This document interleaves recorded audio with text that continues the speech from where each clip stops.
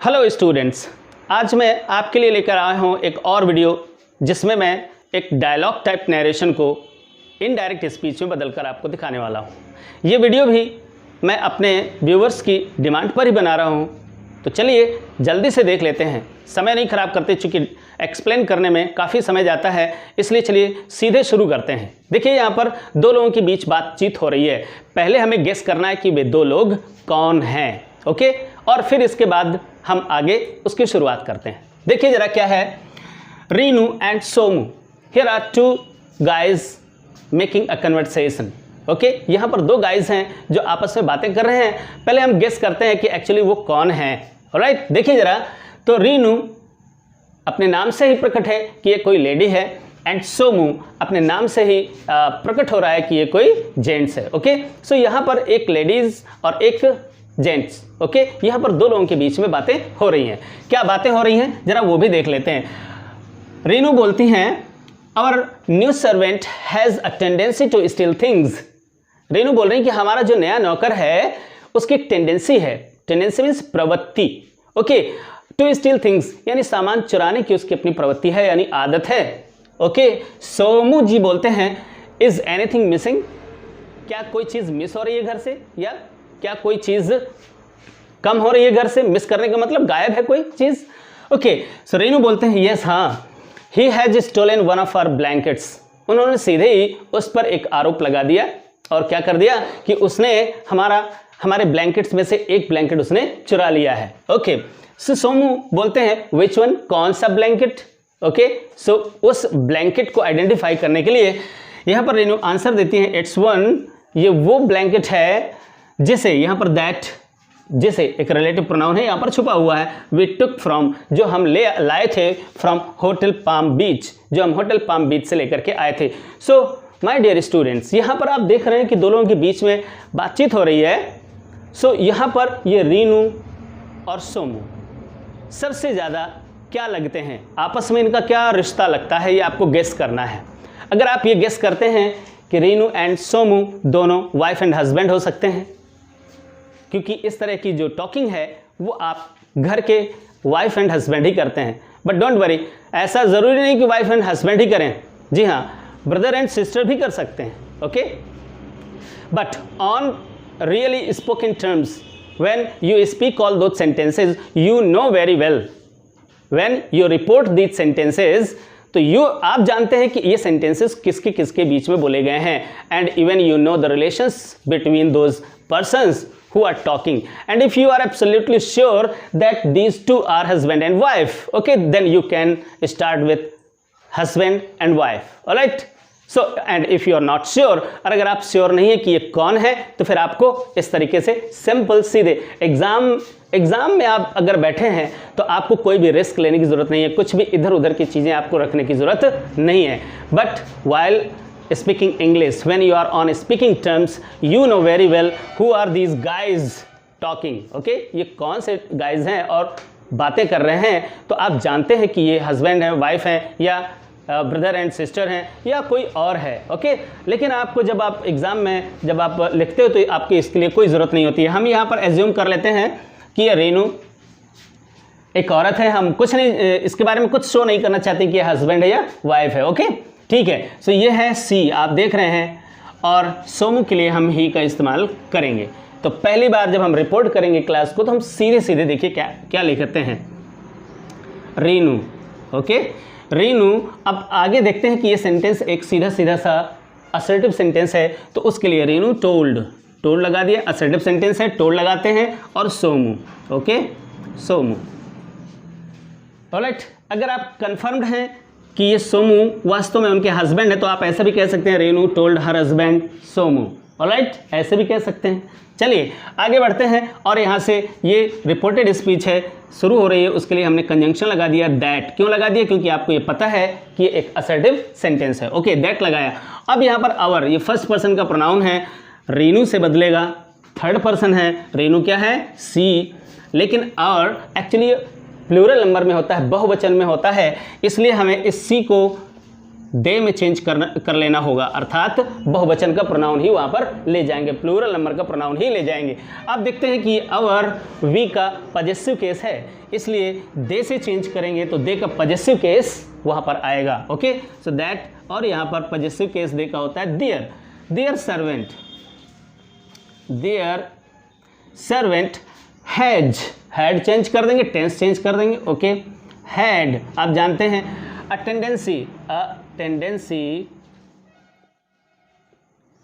Tendency to steal things. Very simple, यहां पर things करके फुल स्टॉप लगा दिया। अब क्या है, अब सोमो रिप्लाई करता है, रिप्लाई से मतलब यहां पर देखिए क्या बोल रहा है वो, इज एनीथिंग मिसिंग। अब सोमो ने रीनू से पूछा कि क्या कोई चीज मिस हो रही है। जी हाँ, तो एक सिंपल सा क्वेश्चन है। सो आप यहाँ पर सिंपल एक क्वेश्चन के रूप में एक रिपोर्टिंग क्लास की शुरुआत करेंगे। Okay, Somu asked her. अब हमने यहाँ पर रीनू के लिए हर प्रोनाउन को यूज किया है। ओके, क्यों? क्योंकि हमें जब एक बार ये मालूम पड़ जाता है कि एक बार अगर नाउन पहले रखा हुआ है तो दोबारा उस नाउन को रिपीट करते समय हमें प्रोनाउंस का यूज करना चाहिए। ओके, अब देखिए जरा, यहाँ पर ये फिर से एक इंट्रोगेटिव सेंटेंस है। तो इंट्रोगेटिव सेंटेंस के लिए हमने क्या किया, ये हेल्पिंग वर्ब से शुरू हो रहा है। इफ़ या वेदर लगाएंगे कंजंक्शन, आप जानते हैं। और अगर आप इन रूल्स को भी आप नहीं जानते हैं तो यहाँ ऊपर आई बटन में जाइए या प्लेलिस्ट को सिलेक्ट करिए और वहाँ पर पीछे वाले वीडियोस देखिए और सारे रूल्स वहाँ पर आपको मिल जाएंगे। देखिए, इफ़ के बाद में अब इस सेंटेंस को असर्टिव सेंटेंस में चेंज करते हैं तो एनीथिंग को हम पहले ले आए। एनीथिंग, अब ध्यान से सुनिए, एनीथिंग, अब यहाँ पर इफ लगाने के बाद ये सेंटेंस असर्टिव बनने जा रहा है। तो ध्यान दीजिएगा, बहुत ही इंपॉर्टेंट चीज़ है। Anything, interrogative and negative sentences में एनीथिंग का प्रयोग करते हैं और जब असर्टिव सेंटेंस होता है तो वो एनीथिंग समथिंग में चेंज हो जाता है। ये आपको हमेशा ही ध्यान में रखना चाहिए। ओके, तो चलिए, एनीथिंग, अब ये असर्टिव सेंटेंस बनने जा रहा है तो एनीथिंग समथिंग में चेंज हो जाएगा। Okay, if something was something और इसके बाद इस बाद में चला गया तो ये असर्टिव सेंटेंस बन गया। और वाज, इज एमआर को वाज वर्ब चेंज कर देते हैं। If something was missing, okay, full stop. अब ये देखिए असर्टिव सेंटेंस है माय डियर स्टूडेंट्स। ओके, और असर्टिव सेंटेंस में हम एनी का प्रयोग नहीं करते हैं, उसके स्थान पर हम समथिंग का प्रयोग करते हैं। ऑलराइट, ओके, आगे बढ़ते हैं। रीनू ने आंसर दिया। ओके, सो रीनू रिप्लाइड। रीनू, अब हम यहाँ पर आगे बढ़ा देते हैं। रीनू रिप्लाइड, आंसर दिया। आंसर देने के लिए आंसर्ड भी कर सकते हैं, रिप्लाइड। अब आगे वाला सेंटेंस यस है। ध्यान दीजिए, अगर केवल यस होता तो हम उसके लिए बोल देते हैं रीनू रिप्लाइड इन अफर्मेटिव, केवल इतना बोल देते। लेकिन अगर यस के बाद में कोई असर्टिव सेंटेंस ही यानी उस यस का मतलब ही पूरा लिखा हुआ है तो हम उस यस को हम वहाँ से रिमूव कर देते हैं। ऑलराइट, सो ये रिमूव हो गया और सीधे रीनू रिप्लाइड दैट, कंजंक्शन लगाया, कंजंक्शन दैट लगाया। क्यों? क्योंकि ये एक असर्टिव सेंटेंस है। आगे बढ़े तो ही, अब ये थर्ड पर्सन का प्रोनाउन है, इसमें कुछ भी चेंज नहीं होता। आपको रूल्स पीछे वाले वीडियोज में मिल जाएंगे। दैट ही आ गया। हैज़, ये टेंस चेंज करना है आपको तो हैड हो जाएगा। हैड स्टोलन, आगे बढ़ा देते हैं, स्टोलन वन ऑफ आवर देखिए फिर से बदलेगा। कहाँ से बदलेगा? सब्जेक्ट से बदलेगा। और सब्जेक्ट क्या है? रीनू मतलब सी, लेकिन आवर फिर से बहुवचन है तो सी का बहुवचन प्रोनाउन ले आएंगे दे, और दे का पजेसिव केस वहाँ पर ले जाएंगे क्योंकि ये क्या है? वी का पजेसिव केस है, इसलिए दे का पजेसिव केस यहाँ पर आएगा और यहाँ पर बन जाएगा दियर ब्लैंकेट्स। Full stop. अब आगे बढ़ते हैं भाई। अब आगे क्या है? सोमो ने पूछा विच वन, कौन सा ब्लैंकेट। तो इसको देखो रिपोर्ट करने के बहुत सारे तरीके हैं। ऑलराइट, यहाँ पर जैसे आप सिंपली इस सेंटेंस को इसको और मिला करके आप बोलना चाहें तो आप ऐसा भी कह सकते हैं when Somu asked which one was it. जब सोमू ने पूछा कि वह ब्लैंकेट कौन सा था तो रीनू ने उत्तर दिया। इतनी पूरी लंबी रिपोर्टिंग क्लास आप बना सकते हैं। When when Somu asked which one was it, इस सेंटेंस को पूरा करते हैं हेल्पिंग वर्ब और फिर कॉम्प्लीमेंट भी लेकर सेंटेंस को पूरा कर लेंगे और फिर इसके बाद इसी को रिपोर्टिंग क्लास में, लेकिन आपको ऐसा करने की जरूरत नहीं है। अगर आप कर सकते हैं सो गुड, और अगर नहीं कर सकते हैं तो सिंपली आप बेसिक्स पर स्टिक करेंगे और वहीं पर आगे बढ़ेंगे। चलिए हम इसको देखते हैं। सोमू ने पूछा है, सोमू आस्क्ड हर, सोमू ने उनसे पूछा, क्या पूछा? अब ये फिर से एक इंट्रोगेटिव सेंटेंस है इसलिए आपने आस्क्ड लगाया है, ध्यान रखिएगा। और फिर ये अब देखिए विच वन, और आपको देखना पड़ेगा कि ये जो सेंटेंस है ये सेंटेंस वास्तव में सेंटेंस इसको बनाएंगे, ये फुल सेंटेंस नहीं है। फुल सेंटेंस कब होता है? जब उसमें एक फाइनाइट वर्ब अर्थात टेंस बताने वाली क्रिया होती है और उसका सब्जेक्ट यानी सेंटेंस पूरा होना चाहिए। So which one was it, actually ये यहां पर छुपा हुआ है, ये जब बातें कर रहे हैं तो इज इट होना चाहिए, इज इट। ओके, ये सेंटेंस है वास्तव में। अब ध्यान दीजिए, अब इसी एक सेंटेंस को हमें यहां पर रिपोर्ट करना है। ओके, तो सोमू आस्क्ड हर, सोमू ने हर से अर्थात रीनू से पूछा, क्या पूछा? विच वन, और फिर इसके बाद सब्जेक्ट इधर ले आए, इट वाज कर दिया, इट और इज एमआर को was, full stop.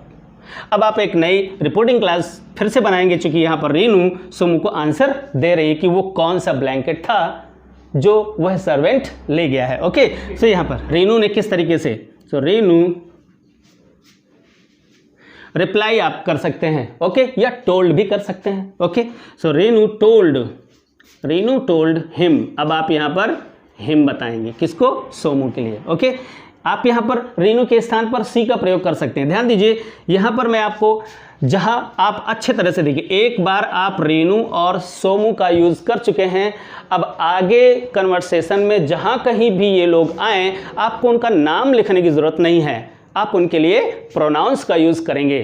Subjective case में ही या सी, ऑब्जेक्टिव केस में हिम या हर, और पॉजेसिव केस में हिज या हर का प्रयोग करेंगे इनके लिए। ओके, चलिए, लेकिन मैंने यहां पर किया है, अगर कर भी दिया है तो कोई प्रॉब्लम है नहीं, लेकिन आपको करना क्या चाहिए? इनके स्थान पर प्रोनाउंस का यूज करना चाहिए। Okay, told him. अब इसके बाद ये आगे वाला सेंटेंस असर्टिव है इसलिए दैट कंजंक्शन लगाया, दैट, और इट इज है, ये शॉर्ट में लिखा हुआ है। ओके, आपको इसको अलग अलग कर देना है और टेंस यहां पर इट वाज चेंज कर दीजिए, इट वाज वन, ये वो वाला ब्लैंकेट था दैट वी टुक, यहां दैट छुपा हुआ है, हम भी छुपा देते हैं वन, और वी चेंज होगा फिर से कहां से? इसका सब्जेक्ट क्या है? इसका सब्जेक्ट है रीनू, फिर वही बात आ गई, वी बहुवचन में है, रीनू सिंगुलर नंबर में है, और जब वी चेंज होगा तो यहाँ सी का प्लूरल नंबर चला जाएगा और वो हो जाएगा दे। अब वी सब्जेक्टिव केस में है, दे से बदलेगा तो ये दे हो जाएगा, दे। ओके, दे और टुक लिया, ये पास्ट इंडेफिनिट टेंस है, पास्ट परफेक्ट टेंस में इसको चेंज कर देंगे, तो past perfect tense had plus the third form of the verb had taken, आप यहां पर लाएंगे had taken from the hotel,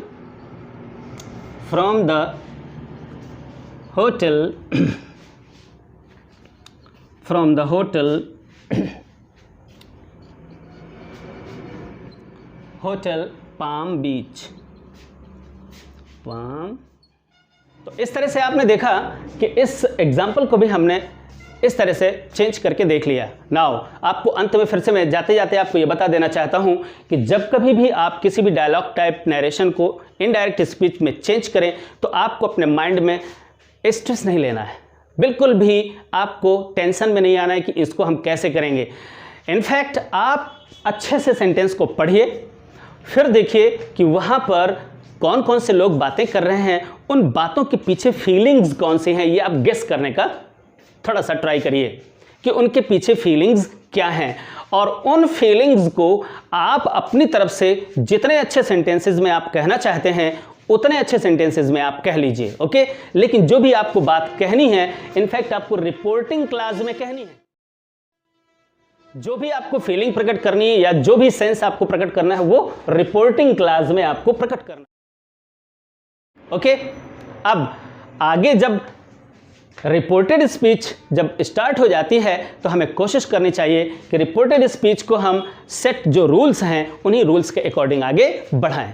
okay, सो अब आप देखिए, अगर आपको अभी भी कोई प्रॉब्लम समझ में आ रही है, कोई भी अभी कन्फ्यूज़न है, किसी तरह की अगर समस्या है तो नीचे कमेंट्स आप ड्रॉप करिए। नीचे कमेंट्स पर अपनी प्रॉब्लम मैं ट्राई करूंगा कि आपको हमेशा ही आपके उन जो प्रॉब्लम्स है उनको मैं सॉल्व कर पाऊँ, उनका आंसर दे पाऊँ। जाते जाते मैं आपको फिर से एक बात बताना चाहता हूं कि अगर ऐसे वीडियो आप देखते रहना चाहते हैं, अच्छी अच्छी जानकारियां प्राप्त करते रहना चाहते हैं, तो इस बटन को दबाइए और बेल आइकॉन को दबाइए, लाइक करिए और शेयर करिए। Thank you.